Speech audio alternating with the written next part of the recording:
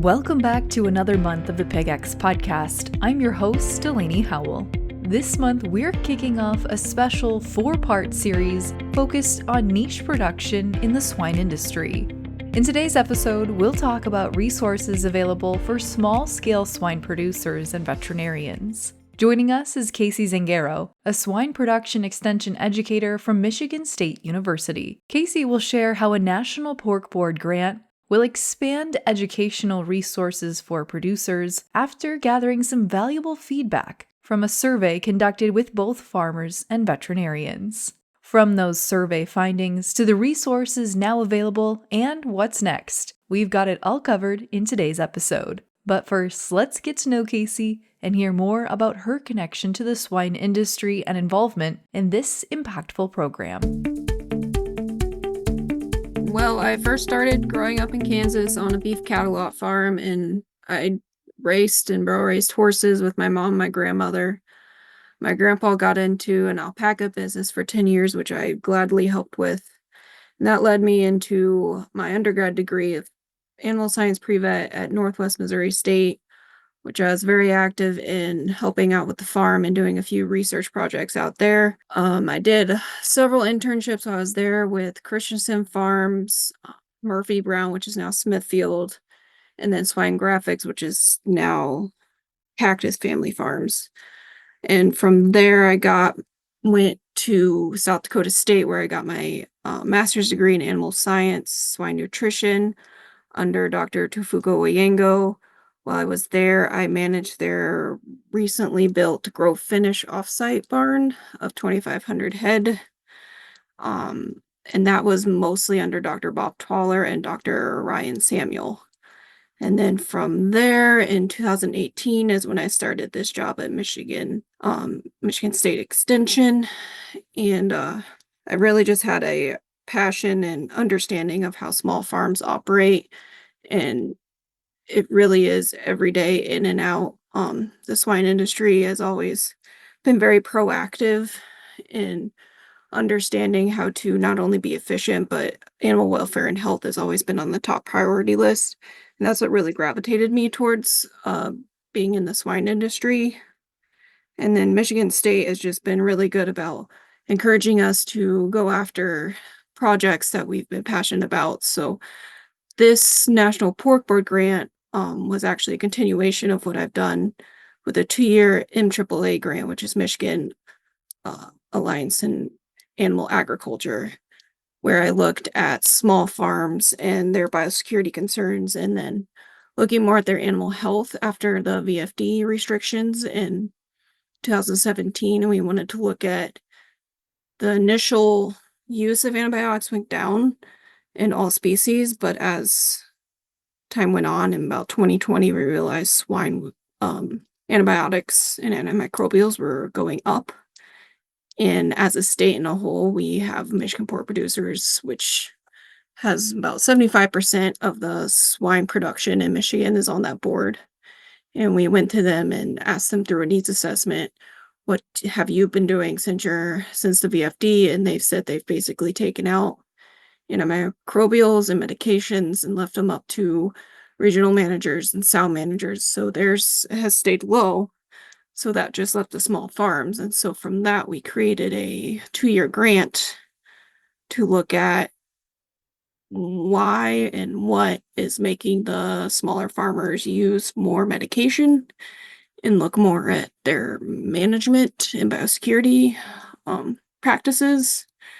And honestly, from that grant became one of my biggest programs, and I call it management over medication, where I created educational materials based off those survey responses. We made short videos. We have made lots of articles and fact sheets from that.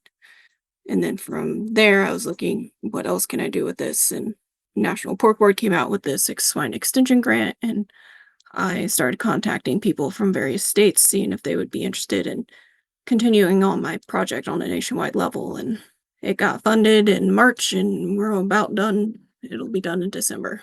So the grant that you mentioned from National Pork Board that you've been working on now, Tell me a little bit more about why you decided to focus on small herds and vets from smaller communities or more rural areas.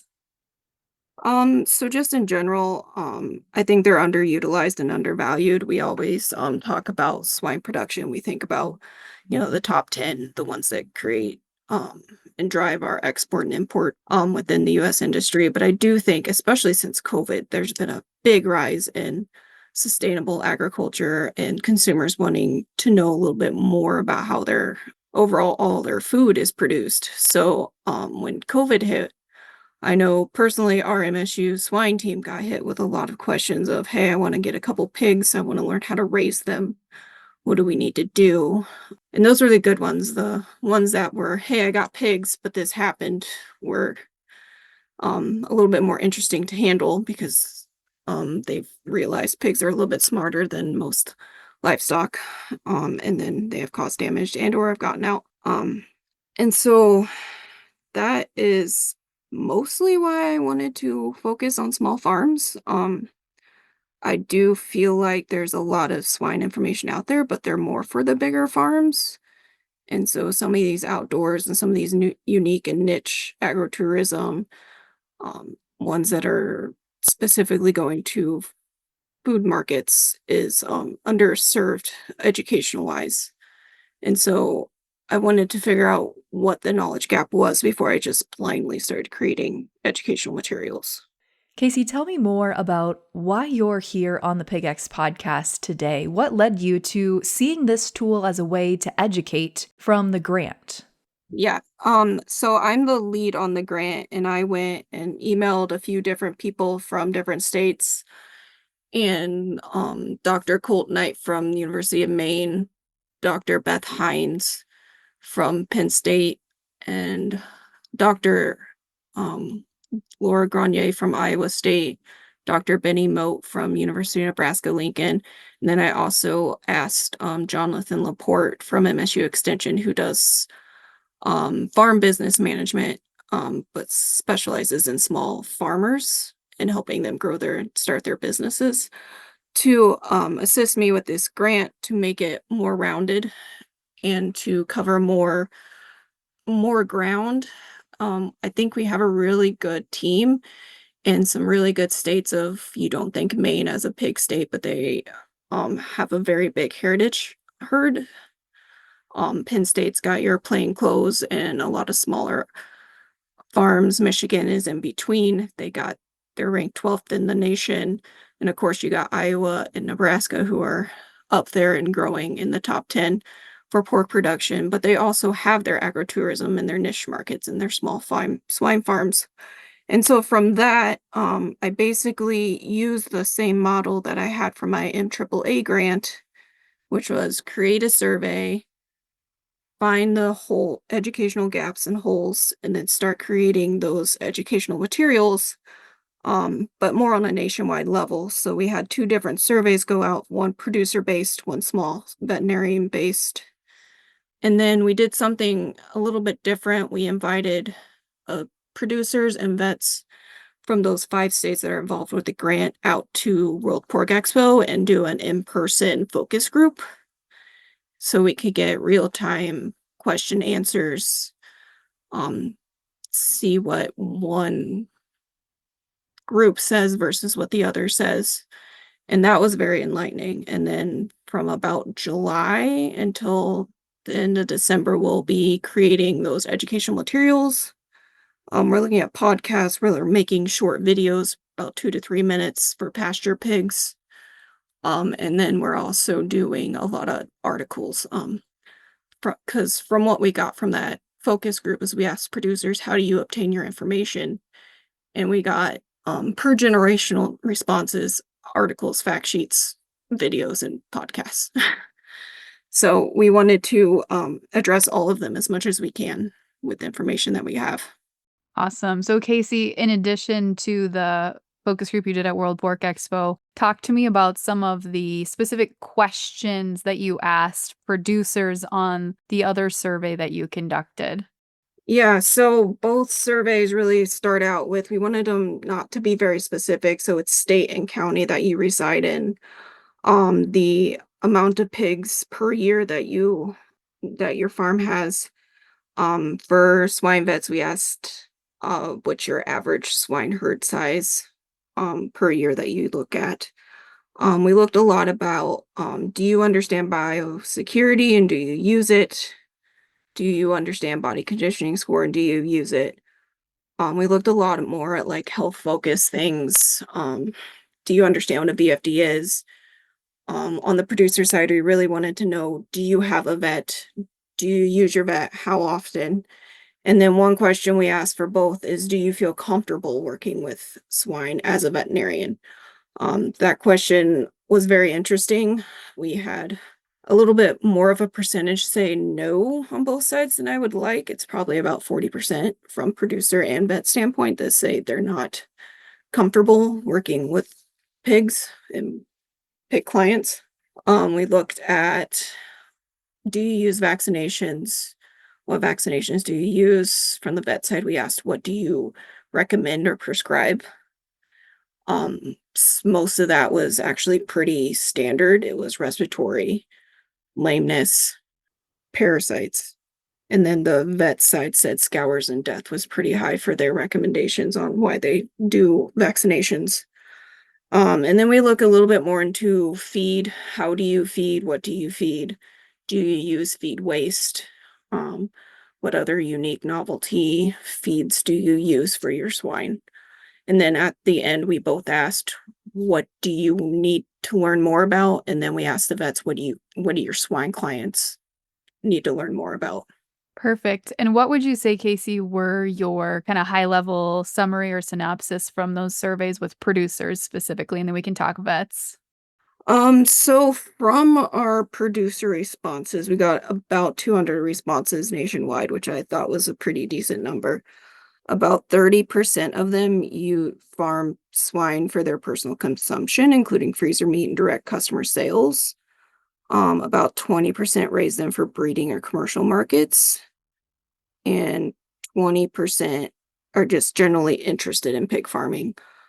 We got only 20% with 2,000 pigs or more, so about 80% of our producers in this survey were smaller size.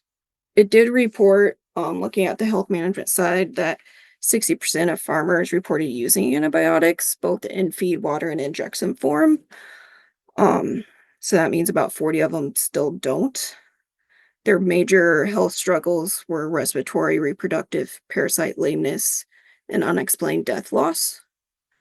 It was split about 50% on whether or not they use vaccinations on a regular basis.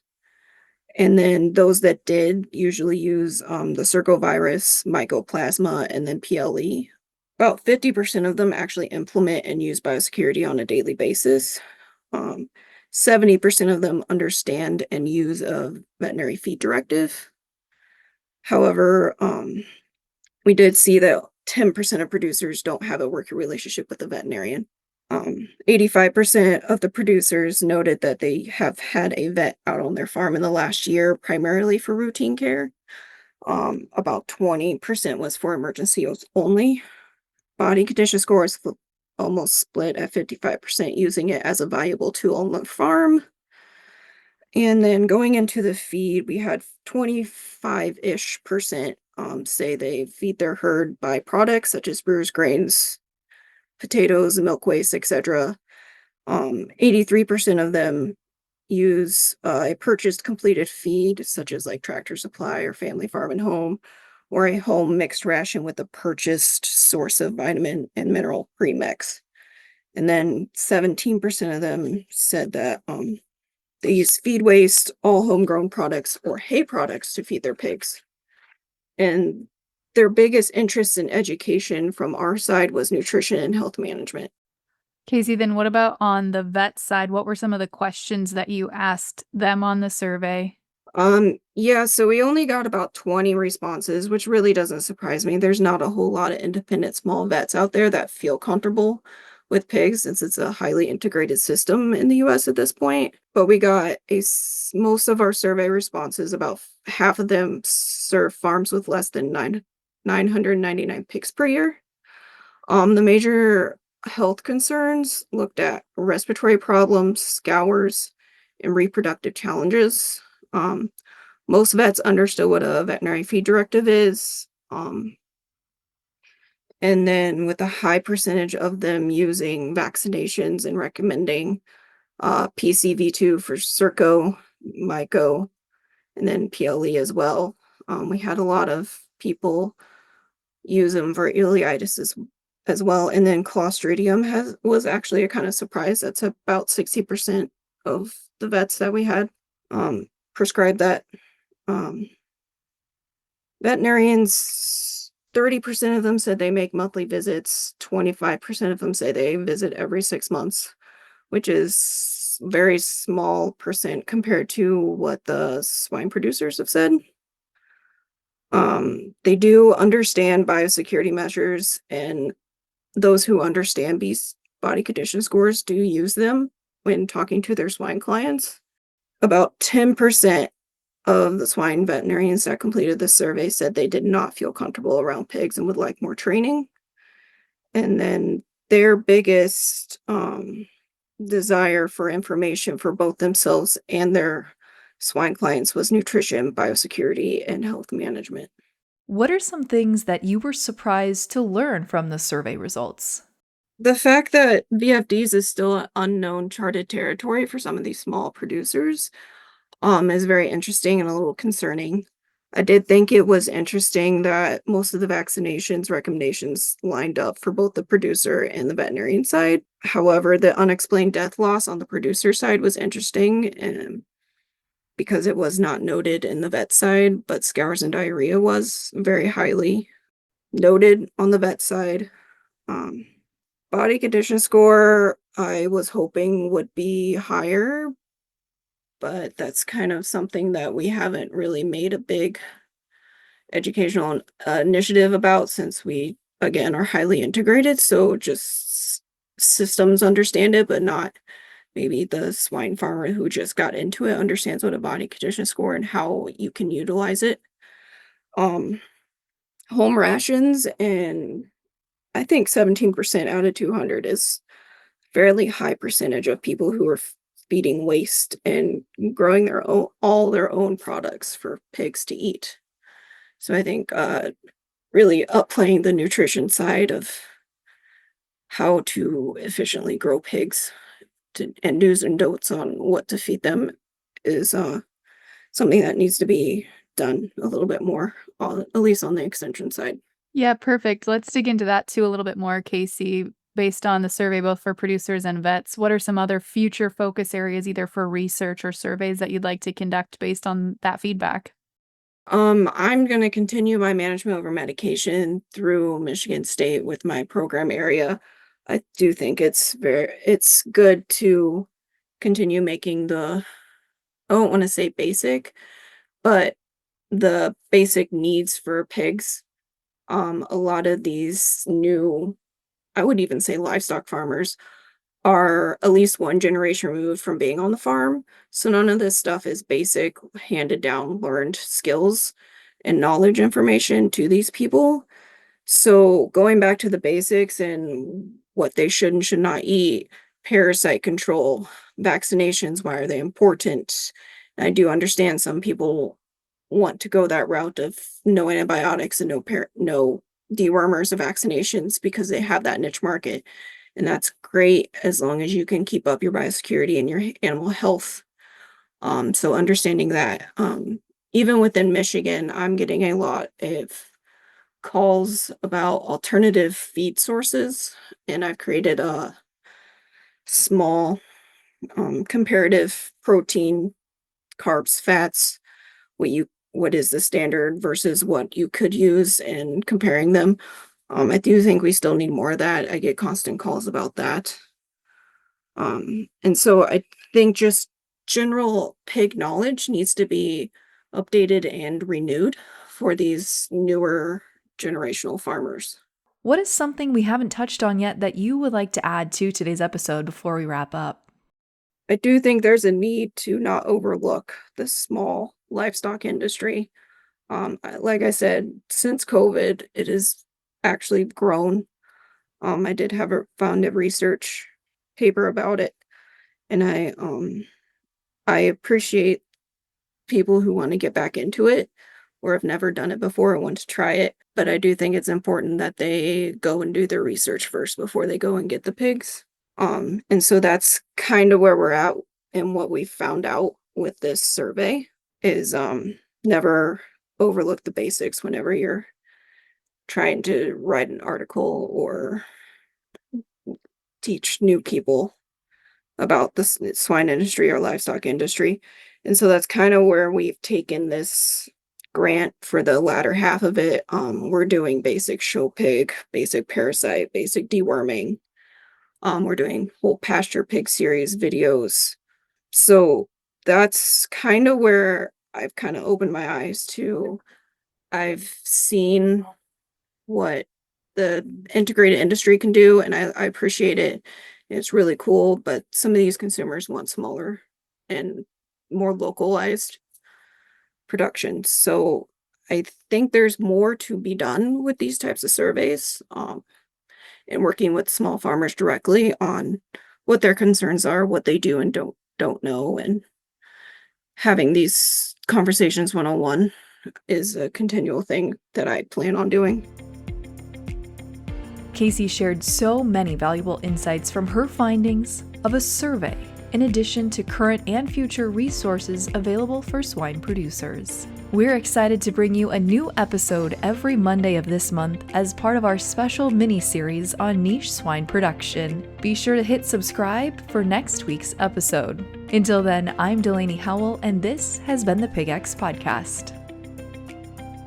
Pig X is a national podcast hosted by the Pig Livability Project partners at Iowa State University, Kansas State University, and Purdue, and supported by the Iowa Pork Industry Center. For more information on the project, head to www.piglivability.org, or to inquire directly with questions regarding the project, email ipic.iastate.edu. Pig X, ideas in the swine industry worth sharing.